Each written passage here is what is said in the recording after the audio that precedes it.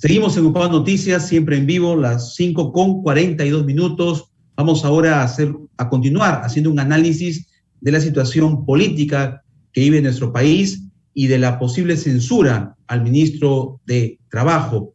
Vamos a conversar con el doctor Raúl Iván Lozano Peralta, director de la Escuela de Derecho de UPAO, abogado constitucionalista. Doctor Lozano, bienvenido a UPAO Noticias. Muy buenas tardes. Buenas tardes, Beto, y buenas tardes a toda tu audiencia.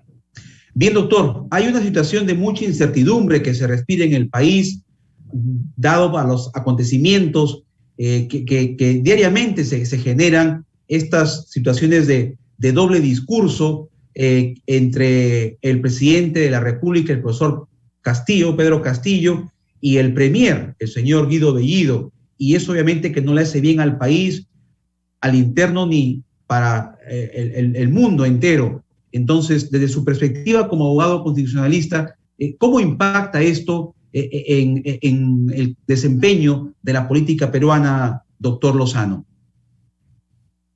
Bueno, en primer lugar hay que señalar que en un régimen presidencial como nosotros tenemos, o semipresidencial, como lo llaman algunos, el presidente de la República es quien pone al primer ministro y naturalmente debe ser el hombre de confianza, debe ser la mano derecha del presidente de la República.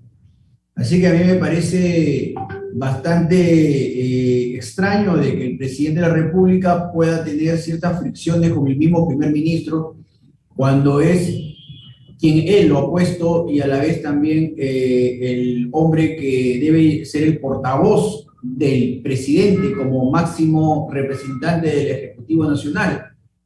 Salvo que por ahí haya habido algunos temitas medios extraños en los cuales posiblemente no haya sido de voluntaria elección, sino impuesto por otra persona que espero que no haya podido ser de esa manera, ¿no? Bien, doctor. Ahora, en este contexto de incertidumbre que vive el país por estos desencuentros, desaciertos entre el presidente y su premier, hay una situación que también preocupa a la opinión pública de una posible censura de la que se está comentando ante la presentación, a la interpelación que se le hizo al ministro de Trabajo, el señor Maraví. Él estuvo en el Parlamento, sabemos, días atrás, expuso sus planteamientos. Sin embargo, el Congreso está evaluando una moción de censura. ¿Esto en qué términos procedería, doctor Lozano, y si es viable lo que algunos parlamentarios van a solicitar o lo están haciendo? Claro, la censura es una sanción política que interpone el Parlamento al ministro que no satisface en un mínimo, después de una interpelación, las preguntas que les haga el mismo Parlamento. En este caso, la censura naturalmente obliga a que el ministro sea sacado de la cartera por el presidente de la República y cambiado por un nuevo ministro. Esto es lo que nosotros llamamos las relaciones entre poder ejecutivo y legislativo o la interfiscalización entre poderes. Y es totalmente constitucional, se encuentra regido por la Constitución, es un acto político no justiciable, una censura, y a la vez también, en este caso, es una atribución propia del Parlamento de la República. Entonces, esto es fruto también del juego de división de poderes y sobre todo de la famosa teoría check and balance o la teoría del peso y contrapeso, en los cuales el Ejecutivo y el Legislativo se interfiscalizan entre sí, y cosa que es sumamente importante que lo tengan las constituciones para que la democracia se encuentre resguardada y el poder se encuentre racionalizado. Bien, entonces, en un caso que se apruebe esto de la censura, doctor Lozano, al ministro de Trabajo, procede legalmente, porque usted muy bien lo ha sustentado. Y ahora hay otra situación que también inquieta, es el voto de confianza, ¿verdad? La cuestión de confianza.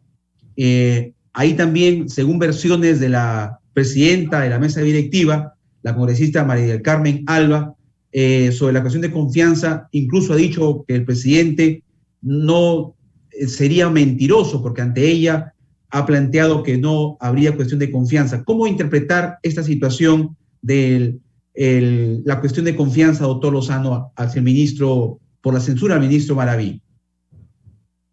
No, lo que pasa es que la cuestión de confianza esa ya se ha delimitado de manera normativa y el Tribunal Constitucional ha tenido la oportunidad de hacerlo también.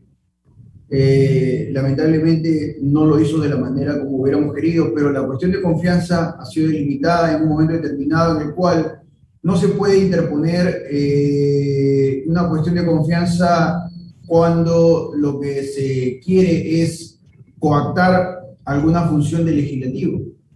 Y el legislativo, su función fundamental es censurar, es interpelar, es fiscalizar. Y en ese aspecto creo yo de que la cuestión de confianza no sería viable. Pero como vuelvo a señalar, al final de cuentas esto lo pudo haber zanjado el Tribunal Constitucional de una manera bastante definitiva, con argumentos contundentes, cosa que no lo hizo en su momento, como tampoco lo hizo el tema de la vacancia presidencial por incompatibilidad moral.